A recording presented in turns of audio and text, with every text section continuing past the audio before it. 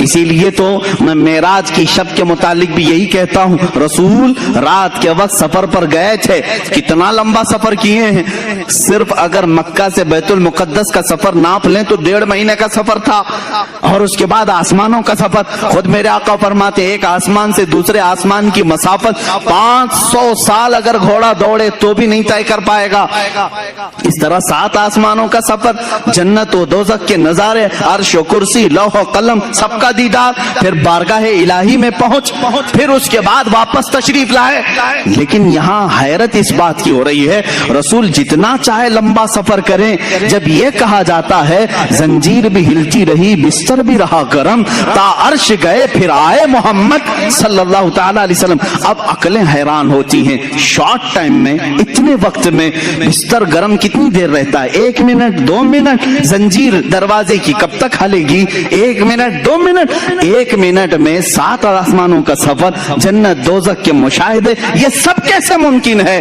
تب بعض محققین نے یہی کہا میرے عزیزوں، وہ جانے کائنات ہے، وہ جانے کائنات ہے، اللہ نے کائنات کی جان کو اپنی بارگاہ میں بلایا تھا، تو کائنات کا جو نظام تھا، ٹائم تھا، جہاں تھا وہیں رک گیا، اس لیے کہ جان نہیں ہے تو گھڑی بھی نہیں چلتی ہے، گھڑی میں ابھی 11 بج رہے ہوں 10 بج رہے ہوں، سیل نکال لیا تو وہیں رکے گی کہ نہیں رکے گی؟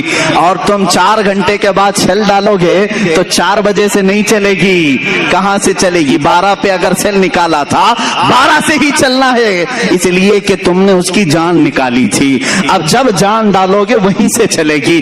معراج کی شب مصطفیٰ کریم صلی اللہ علیہ وسلم کو رب نے اپنی جلوں میں بلایا، وہ جانے کائنات کو اپنی بارگاہ میں بلایا، تو میں کہتا ہوں وہ سفر 500 سال کا تھا کہ 5000 سال کا تھا یا 5 لاکھ سال کا تھا، یہ ہمیں معلوم نہیں، لیکن کائنات کو رسول نے جہاں چھوڑا تھا وہ وہیں رکی تھی، جب وہ جانے کائنات واپس آئی تو جہاں وقت رکا تھا وہیں سے پھر چل پڑا۔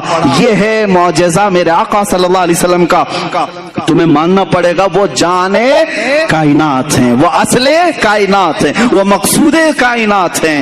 رسول کریم صلی اللہ تعالی علیہ وسلم کی جب اس حیثیت کو تم سمجھو گے تب پھر تم حضور کے حیات کا انکار نہیں کرو گے۔ حضور پاک کو مردہ مر کر مٹی میں ملنے والا اس طرح کے جسارت والے جرت والے کلمات نہیں بکو گے۔ تمہیں یہ معلوم ہونا چاہیے وہ عام بشر نہیں ہیں، وہ نوری بشر ہیں اور اللہ کے حبیب ہیں، اللہ کے محبوب ہیں۔ اللہ نے جب اپنے فرشتوں کو اتنی طاقت دی ہے تو اپنے خاص محبوب کو کتنی طاقت دی؟ وہ اللہ کے حبیب صلی اللہ تعالی علیہ وسلم حیات میں ہیں۔ اب میں آپ کو بتاؤں حضور اکرم صلی اللہ تعالی علیہ وسلم کی حیات طیبہ بعد وفات اگر نہ ہو تو صحابہ کبھی حضور کے پاس نہیں جاتے۔ ایک صحابی ہیں حضرت ابو ایوب انصاری رضی اللہ تعالیٰ عنہ، نام سنے کہ نہیں؟ حضرت ابو ایوب انصاری میزبان رسول ہیں، سب سے پہلے مدینہ طیبہ میں حضور کی میزبانی کا شرف حاصل کرنے والے، اور صحابہ میں یہ بڑے محترم تھے، معزز تھے، صحابہ ان کی ادب بھی کرتے تھے، حضور پہلے ان کے گھر قیام فرمائے۔ ایک بار ایسا ہوا کہ خلفائے راشدین کا زمانہ ختم ہو چکا تھا، حضرت ابو ایوب تھے اس زمانے میں، امیر معاویہ رضی اللہ تعالیٰ عنہ کا زمانہ بھی ختم ہو چکا تھا تقریباً، یا حضرت امیر معاویہ کے زمانے میں مروان نام کا ایک شخص، مروان بن حکم، یہ مدینے کا گورنر بنایا گیا، مدینے کا گورنر بنایا گیا۔ یہ اس زمانے کی بات ہے جب اہل بیت اطہار کے خلاف یعنی ظلم کی داستانیں ہو رہی تھیں، اہل بیت اطہار پریشان کیے جا رہے تھے۔ حضرت ابو ایوب انصاری رضی اللہ تعالیٰ عنہ یہ ایک بڑے جلیل القدر صحابی ہیں۔ ایک دن مروان حضور صلی اللہ تعالیٰ علیہ وسلم کے روزے پر آیا، اس وقت حجرہ کھلا رہتا تھا، کھولتے تھے بند کرتے تھے، دیکھا حضور کی قبر پر لپٹ کر کے کوئی رو رہا ہے، حضور پاک صلی اللہ تعالیٰ علیہ وسلم کے قبر اطہر کے پاس سر جھکائے کوئی رو رہا ہے۔ مروان پیچھے سے آیا، گورنر تھا، مدینے کا گورنر تھا، پیچھے سے اس نے گردن پکڑی، کہا کون ہے یہ بوڑھا شخص یہاں اس وقت یہاں آیا ہے؟ تو پلٹے بغیر جب انہوں نے آواز دی تو گھبرا گیا، پہچانی ہوئی آواز دکھ رہی، وہ کھڑے ہو گئے تو وہ ڈر گیا کیونکہ حضرت ابو ایوب انصاری تھے۔ میزبان رسول تھے. اب انہوں نے جو جملہ کہا وہی ہمارا عقیدہ ہے. انہوں نے کہا لم آتی بحجر بل آتی الی رسول اللہ صلی اللہ علیہ وسلم. اے مروان تو کیا سمجھ رہا ہے؟ میں کسی پتھر کے پاس نہیں آیا، میں اللہ کے رسول کے پاس آیا ہوں. اب اس صحابی کو پوچھو اللہ کے رسول کے پاس، قبر کو آپ اللہ کا رسول کہہ رہے ہیں، قبر کو اللہ کا رسول کہہ رہے ہیں، جبکہ قبر میں ہیں حضور، وفات ہو کر کے بھی 40 سال ہو گئے. حضرت ابو ایوب کہہ رہے ہیں میں رسول اللہ کے پاس آیا ہوں. اس کا مطلب ہے وہ اللہ کے رسول کو زندہ تسلیم کرتے تھے. صحابہ کا بھی عقیدہ یہی ہے جو ہم کہہ رہے ہیں، تو زندہ ہے واللہ، تو زندہ ہے واللہ. ایک صحابی نہیں، حضرت سعید ابن مسیب رضی اللہ تعالیٰ عنہ، یہ مشہور تابعی ہیں، افضل ترین تابعی مدینہ طیبہ کے. حرہ کا جب موقع پیش آیا، یعنی یزید کی حکومت آئی تو مدینے پر اس نے چڑھائی کروائی تھی، مدینے والوں سے جنگ کیا تھا، جس کی وجہ سے 3 دن تک مسجد نبوی میں نماز نہیں ہوئی. یزید کے زمانے میں مدینے کے لوگوں کو مارا گیا تھا بہت خطرناک طریقے سے، اس کو حرہ کہتے ہیں. اب یزید کی گورنری کے زمانے میں جب مسجد نبوی لوگ آ ہی نہیں رہے تھے، جنگ چل رہی تھی، سعید ابن مسیب رضی اللہ تعالیٰ عنہ فرماتے ہیں میں مسجد نبوی میں اکیلا رہ گیا تھا، دروازے بند کر لیے. لاک ڈاؤن والی سچویشن ہے، سوچ لیں ان کے زمانے میں ہوا تھا 3 دن کے لیے ہی. لیکن وہ تابعی کیا کہتے ہیں، جب نہیں ان سے پوچھا گیا، وہ اذان بھی دیتے تھے، اقامت بھی دیتے تھے اور نماز بھی پڑھ لیتے تھے. ٹائم کا پتہ جب چلے، جب باہر نکلے ہیں، مسجد کے دروازے بند اور اندر رہتے تھے. وہ تابعی فرماتے ہیں ہر نماز کے وقت جیسے ہی نماز کا وقت آتا، قبر رسول سے اذان کی آواز آتی تھی، میں اذان کی آواز سنتا تھا اور اسی آواز پر میں مسجد نبوی میں اقامت بولتا اور نماز پڑھتا تھا. یہ کون کہہ رہا ہے؟ تابعی. اور تم اتنے زمانے کے بعد کہہ رہے ہو وہ مر کر مٹی میں مل گئے. انہوں نے تو قبر رسول سے اذان کی آواز سنی، اذان کی آواز سنی. عزیزان گرامی وقار، 1 2 نہیں کئی مثالیں ہیں اس طرح کی. رسول پاک صلی اللہ تعالی علیہ وسلم کی حیات کے متعلق، وفات کے بعد کی حیات کے متعلق کئی لوگوں نے میرے آقا صلی اللہ تعالی علیہ وسلم کا دیدار بھی کیا، زیارت سے مشرف بھی ہوئے ہیں. حضرت سیدنا احمد کبیر رفاعی رحمت اللہ تعالی علیہ، یہ بغداد مقدسہ سے چل کر مدینہ طیبہ حاضری تھی. مشہور ہے روایت، رسول کریم صلی اللہ تعالی علیہ وسلم کی بارگاہ میں انہوں نے کیا مانگا تھا معلوم ہے؟ سوال کیا کیا تھا انہوں نے؟ سیدھے انہوں نے یہی سوال کیا، ہم جائیں تو الگ الگ چیزیں پوچھیں. وہ اللہ کے ولی تھے حضرت احمد کبیر رفاعی رحمت اللہ تعالی علیہ. سوال یہ کرتے ہیں اے اللہ کے رسول، سنا ہے آپ کسی بھی فقیر کو لوٹاتے نہیں، مایوس نہیں بھیجتے، بس بندے کی یہ طلب ہے کہ آپ اپنی قبر انور سے ہاتھ نکالیں، مسافہ کرتا ہوں. اللہ اکبر. 400 سال کے بعد کی بات ہے یہ. اور کتابوں کی روایت کرنے والوں نے یہ روایت کیا، قبر رسول سے ہاتھ باہر آیا، انہوں نے مسافہ بھی کیا. عزیزان گرامی وقار، اگر حیات النبی کے متعلق تم مجھ سے سوال کرتے جاؤ اور میں پیش کرتا ہوں. حضرت عروہ بن زبیر رضی اللہ تعالیٰ عنہ، یہ بھی تابعی، 60 ہجری میں حضور کی وفات 11 ہجری میں ہو چکی تھی. 60 ہجری میں مدینے میں ایک بار سیلاب آیا، سیلاب میں پانی بہت زیادہ اور مسجد نبوی میں بھی پانی آیا، یہاں تک کہ رسول کریم صلی اللہ تعالی علیہ وسلم کی قبر انور کے پاس بھی پانی آیا. 3 قبریں تھیں اندر، حضرت ابو بکر، حضرت عمر رضی اللہ تعالیٰ عنہما کی بھی قبریں حضور صلی اللہ علیہ وسلم کے ساتھ ہیں، یہ سب کو معلوم ہے.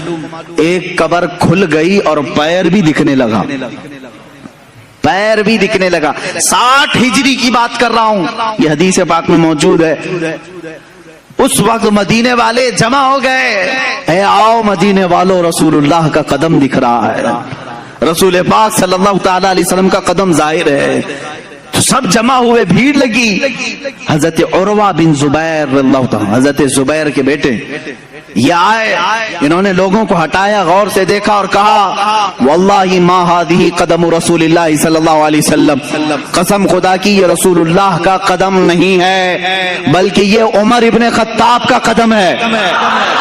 کہتے میں اچھی طرح پہچانتا ہوں یہ عمر ابن خطاب کا قدم ہے. اے عزیزو سوچو, عمر کا قدم سلامت ہے تو رسول اللہ کا جسم کیا ہوگا؟ تم تو رسول کے جسم پاک کے بارے میں سوال کر رہے ہو. تابعین کہہ رہے ہیں عمر کا قدم سلامت تھا 60 ہجری میں. حضرت عمر رضی اللہ تعالیٰ عنہ کون ہیں؟ کیا وہ اللہ کے رسول ہیں؟ کیا وہ نبی ہیں؟ بلکہ حضرت عمر کہتے ہیں مجھے جو عزت ملی ہے وہ قدم رسول سے ملی ہے. جو عزت ملی ہے وہ رسول پاک کی وجہ سے ملی ہے. جن کی یہ عزت رسول پاک کی وابستگی کی وجہ سے ہو, اس رسول پاک کا جسم ناز کیا سلامت نہیں ہوگا؟ اب آؤ خود حضور کی حدیث ہی میں بتا دوں, نبی اپنی قبر میں زندہ ہے یا نہیں. اتنے بڑے ٹاپک پر ڈسکس کرنے سے پہلے مجھے یہ چاہیے بھی تھا, اور بلکہ آپ اگر کبھی سوال کریں, کوئی سوال کرے تو صرف ایک بات پوچھیں, میاں تو رسول پاک کی معراج کو مانتا ہے کہ نہیں؟ ہاں مانتے ہیں. چلو آسمانوں پر جانے کی بات کی, بیت المقدس تک کا تو سفر قرآن سے ثابت ہے. سبحان الذي اسرا بعبده ليلا من المسجد الحرام الى المسجد الاقصى, مسجد اقصی تک کا سفر قرآن سے ثابت ہے. اتنا تو مانتے ہو. مسجد اقصی میں کیا ہوا تھا؟ مسجد اقصی میں کیا ہوا تھا سنی مسلمانوں سب جانتے ہو. رسول پاک نے سارے نبیوں کی امامت کی تھی. کتنے نبی؟ آدم علیہ السلام سے لے کر عیسیٰ علیہ السلام تک جتنے نبی تھے ان سب کی حضور نے امامت کی تھی. مجھے یہ بتاؤ, یہ 1,24,000 کم و بیش جو نبی آئے تھے وہ کب کے نبی تھے؟ وہ کب کے نبی تھے؟ کیا رسول کے زمانے کے نبی تھے؟ وہ صحابی نہیں. ان کی وفات ہو کر کسی کی 4,000 سال, کسی کی 3,000 سال, کسی کی 2,000 سال, کسی کی 500 سال, سینکڑوں سال پہلے وفات پائے ہوئے سارے نبی مسجد اقصی میں حضور کی اقتداء میں جمع ہیں. وہاں ابراہیم و اسماعیل بھی ہیں, داؤد و سلیمان بھی ہیں, موسیٰ و عیسیٰ بھی ہیں علیہم الصلاۃ والتسلیم. نادان جب تم معراج کے واقعے میں یہ جانتا ہے نبی ان تمام نبیوں کی امامت کر رہے ہیں جو بہت پہلے فوت ہو چکے تھے, وہ زندہ ہو کر آئے بھی اور حضور کے پیچھے نماز بھی پڑھے. اب بتا جو ان تمام نبیوں کی امامت کیا ہے وہ کیسے مردہ ہو سکتا ہے؟ خود میرے آقا فرماتے ہیں معراج کی سفر پر میں جب جا رہا تھا میں نے نظر کیا موسیٰ علیہ السلام کی قبر پر. حضور فرماتے ہیں موسیٰ علیہ السلام کہاں ہیں؟ یہاں بیت المقدس میں بھی ہیں, آسمانوں میں بھی ہیں. اور حضور کی ایک حدیث یہ بھی ہے, میں نے سفر میں موسیٰ کی قبر کی طرف دیکھا, موسیٰ علیہ السلام کو اپنی قبر میں کھڑے ہو کر نماز پڑھتے ہوئے میں نے دیکھا. حضور کیا فرما رہے ہیں؟ کھڑے ہو کر نماز پڑھتے ہوئے میں نے دیکھا. یہ حدیثیں ہیں میرے عزیزو. اب مجھے بتاؤ نماز کون پڑھتا ہے, زندہ یا مردہ؟ نماز کون پڑھتا ہے؟ ارے مردہ ہو تو اس کی پڑھی جاتی ہے اور زندہ اپنی پڑھ رہا ہوتا ہے.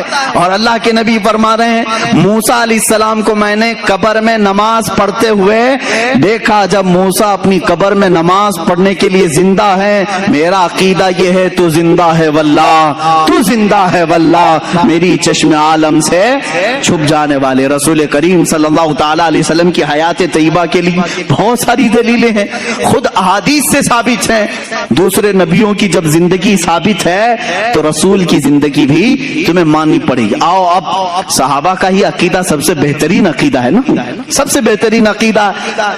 ماں عائشہ صدیقہ رضی اللہ تعالیٰ عنہا کا عقیدہ پوچھتے ہیں, آپ کا عقیدہ کیا ہے رسول کے متعلق؟ سنیں.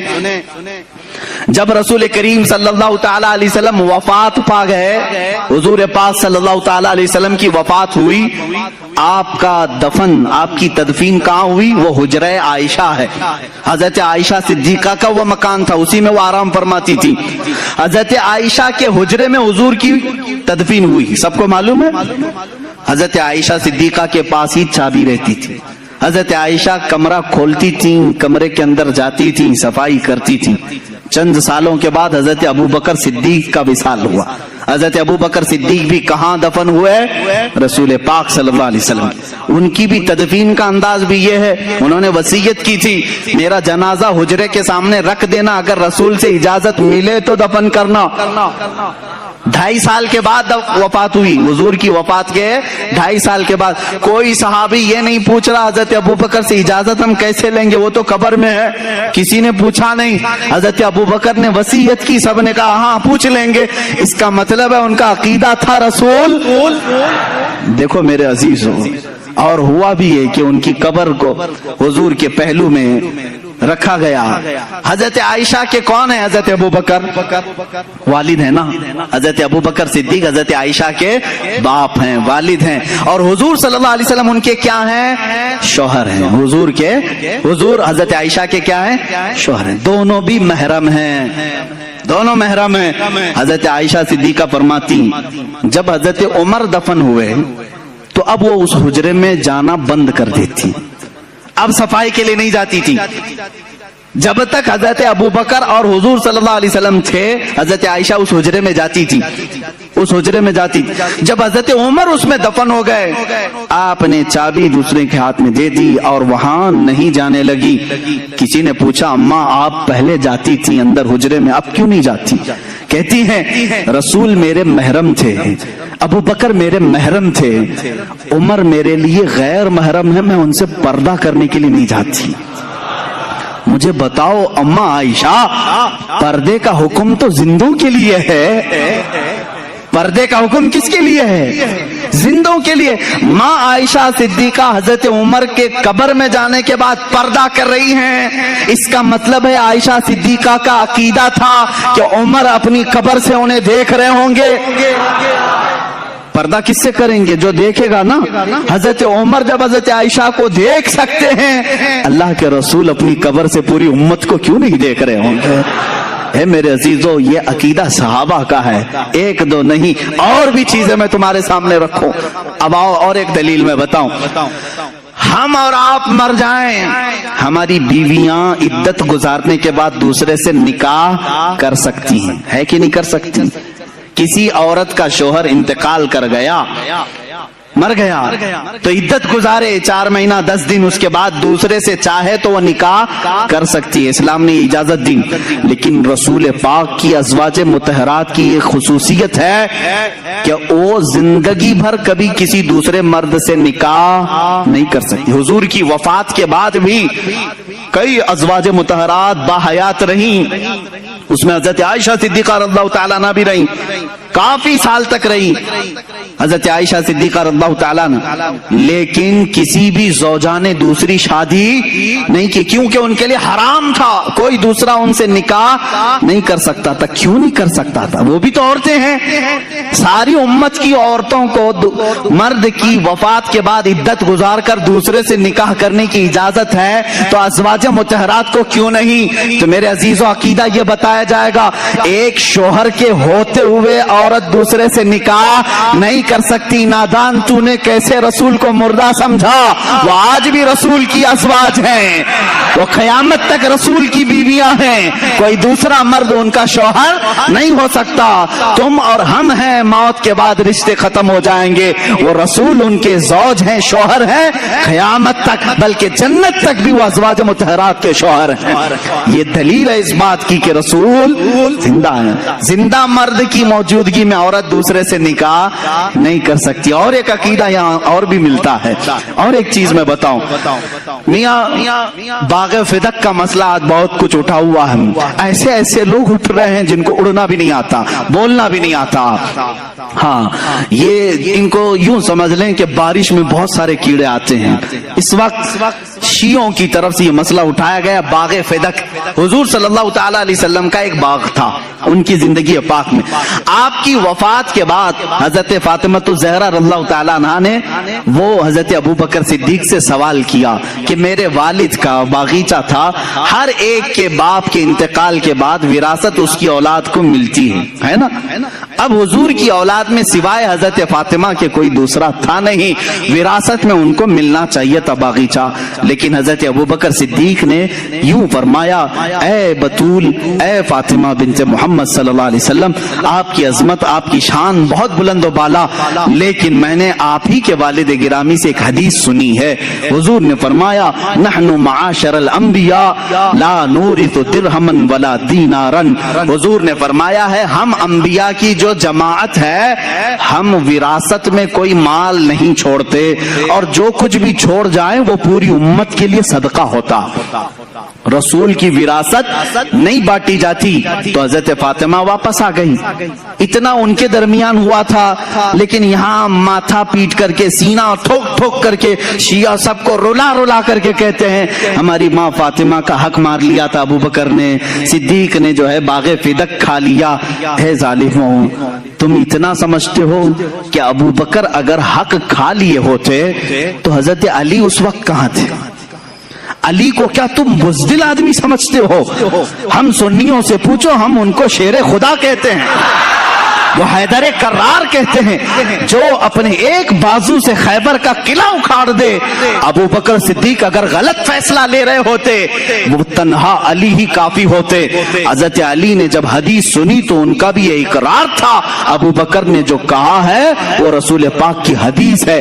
اگر غلط فیصلہ ابو بکر کر رہے ہوتے تو حضرت فاطمہ کا حق وہ لے کر کے رہتے. حضرت علی کا خاموش رہنا اس بات کی علامت ہے کہ صدیق اکبر رضی اللہ تعالیٰ عنہ نے جو فرمایا وہ غلط نہیں تھا. اب یہاں ہم یہ نہیں کہیں گے بعض یہ معاملات نکلے حضرت ابو بکر خطا پر تھے کہ حضرت فاطمہ خطا پر تھی. نادانا تم ہوتے کون ہو ان دونوں کے درمیان خطا ناپنے والے؟ ان دونوں کو خطا پر وہ کہے گا جو ان دونوں سے بڑا ہوگا.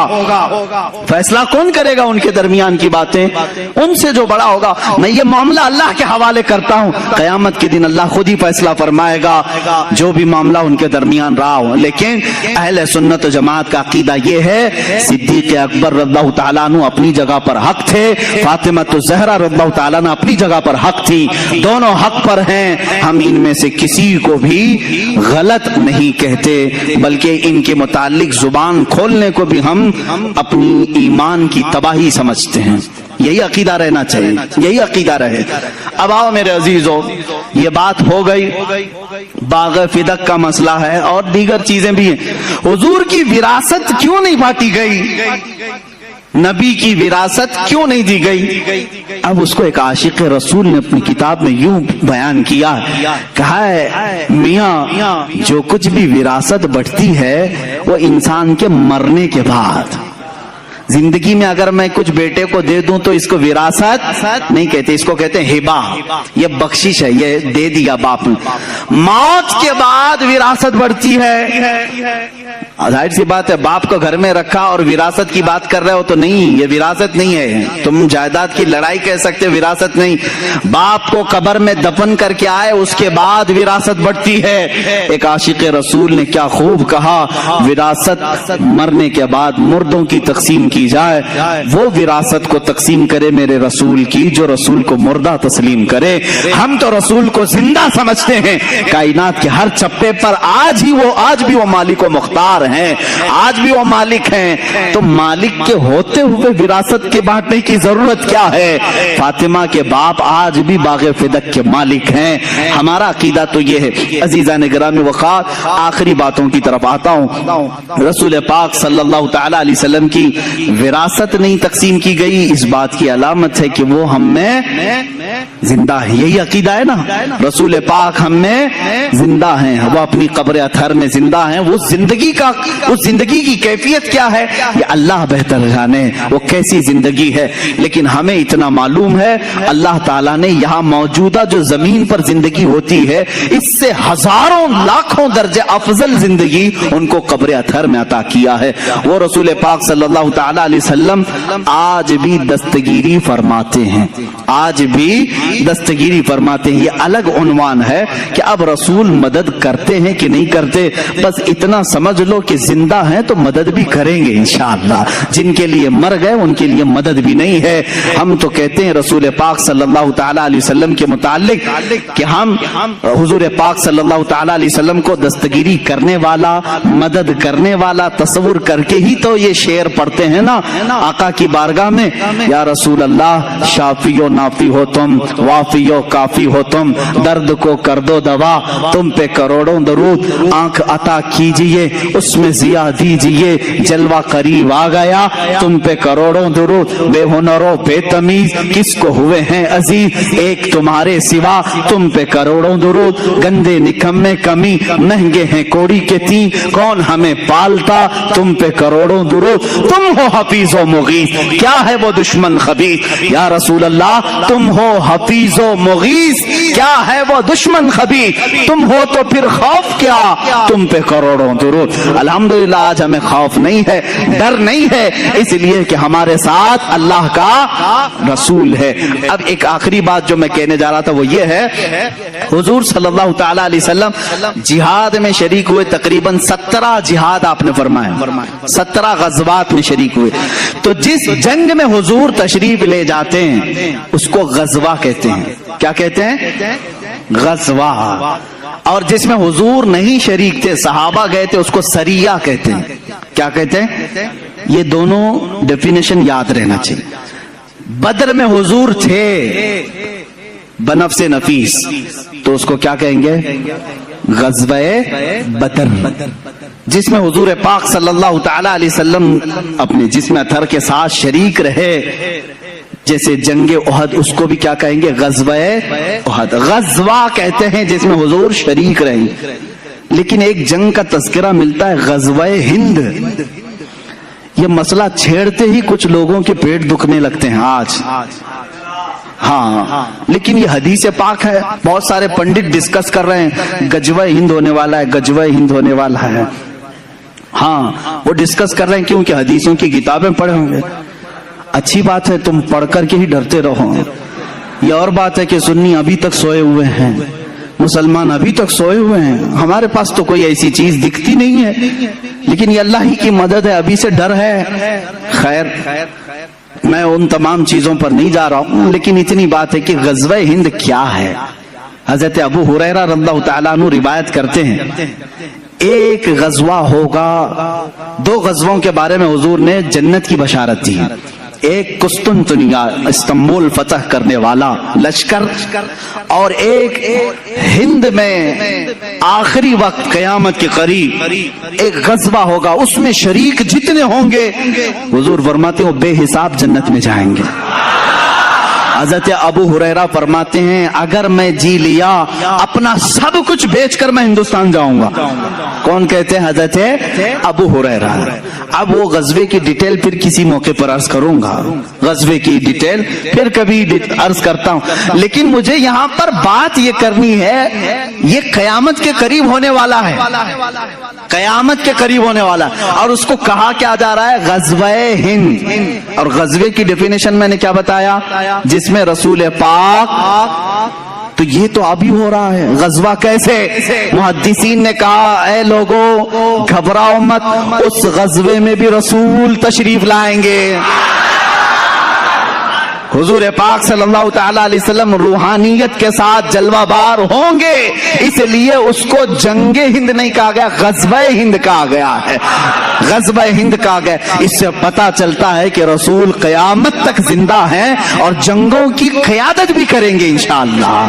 ہم غریبوں کے آقا پہ بے حد درود، ہم فقیروں کی ثروت پہ لاکھوں سلام۔ میرے آقا صلی اللہ تعالی علیہ وسلم کی حیات طیبہ کو یقین کے ساتھ رکھو میرے عزیزو۔ رسول کریم صلی اللہ تعالی علیہ وسلم ہیں، سنتے بھی ہیں، دیکھتے بھی ہیں، مدد بھی فرماتے ہیں۔ اس عقیدے کے ساتھ جیو گے بہت ساری چیزوں میں تمہارے تمیز آ جائے گی، بہت ساری چیزوں میں سدھار آ جائے گا۔ بلکہ آپ کو یہ بھی بات میں بتاؤں، ہر جمعرات کو حضور फरमाते हैं मेरी उम्मत के अमाल मेरे पास पेश किए जाते हैं। क्या मुर्दों के पास अमाल पेश किए जाएंगे? हुजूर फरमाते मेरी उम्मत के अमाल में हर जुमेरात को देखता हूँ, अच्छे हो तो अल्लाह का शुक्र बजा लाता हूँ, बुरे हो तो अल्लाह की बारगाह में इस्तिग़फ़ार करता हूँ। मेरे आका हर जुमेरात अपनी उम्मत के अहवाल सुन रहे हैं, फरिश्ते पहुंचा रहे हैं। अब भी अकीदा नहीं तुम्हारा कि रसूल जिंदा हैं, हमारे अमाल भी देख रहे हैं। इसलिए मेरे अजीजों अब इस अकीदे के साथ उठो, ये जुमेरात आएगी तो खैर मनाओ, कहीं मेरे बुरे अमाल मेरे आका के पास ना चले जाएं, हुजूर की बारगाह में मेरी बुराइयां मेरे गुनाह ना पेश किए जाएं। इसलिए जुमेरात आने से पहले पहले तौबा कर लूं, कुछ नेकियां कर लूं, ताकि मेरे आका सल्लल्लाहु अलैहि वसल्लम के दरबार में अच्छाइयां पेश की जाएं।